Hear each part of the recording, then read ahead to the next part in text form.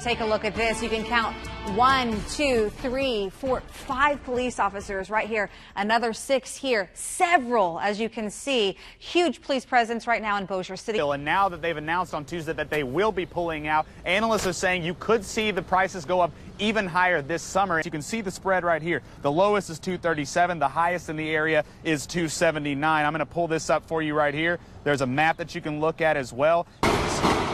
Or clip being spent, reloading, clip being spent, reloading, clip being spent. Tragedy strikes Canada after a gunman targets people eating dinner overnight. We are following the very latest on this investigation in Toronto at this hour. But first, breaking news in the Arklatex. 2 men were killed in Shreveport overnight in 2 separate shootings. This is Gary Phillips. He's 29 years old. He's believed to be 6 feet tall with blue eyes and brown hair. Now, he is said to have known, according to Arkansas State Police, he is said to be abusive to both that 1-year-old girl. Again, that is Kara Griffin right there, and her mother, Sarah. If you take that picture up there full screen, you can see the 2 of them. We're in team coverage this morning as we continue to follow the impact along the East Coast. Josh Robertson, Christian Pico's in here in our First Alert Center. They are scouring social media for us with updates. I want to show you this tweet right here. It's very impactful. It comes from the city of New Bern, their Twitter account, saying that there are 150 people currently waiting rescue. And it's saying that there are 2 FEMA teams who are there trying to get a water rescue underway. They're in all caps, and this is very impactful.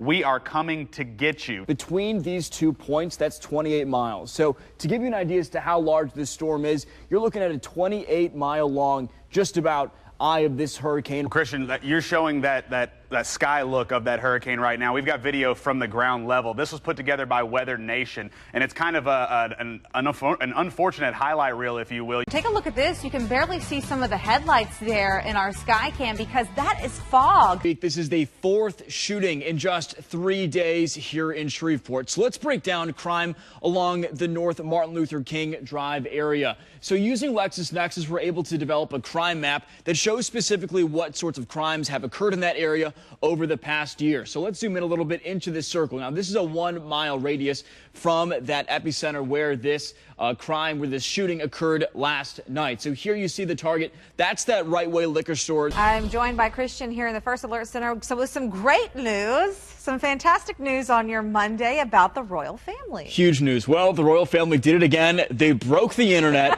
Huge news this morning. Let's take you over to our big vertical monitor.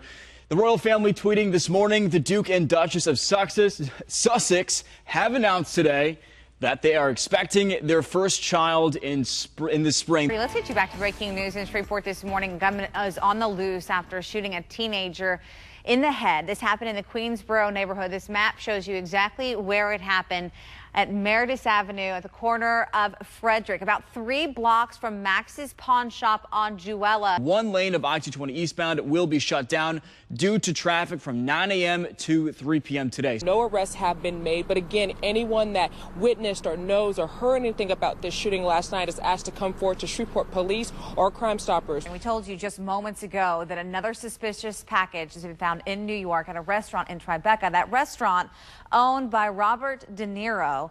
Now you can see right here this truck.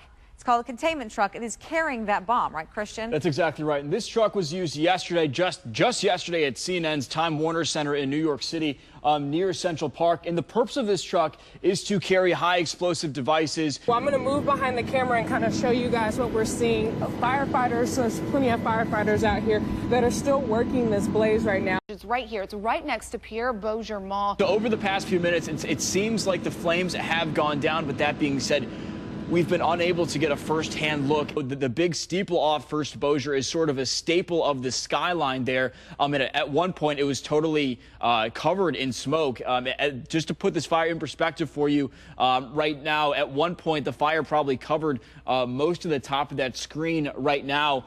Again, right now, that's a better look that you can see. You're taking a live look at First Bossier Church in Bossier City there. You can see part of the church is absolutely engulfed in flames. This has been happening over the past 30 minutes. There was a smaller flame towards the front of the building, and then another flame towards the back end started, and now it's kind of collided into one big thing. You can see those flames right there. This is a live look from the scene and a live look from our DOTD cameras where drivers are seeing the flames and the smoke as the sun is coming up on their commute.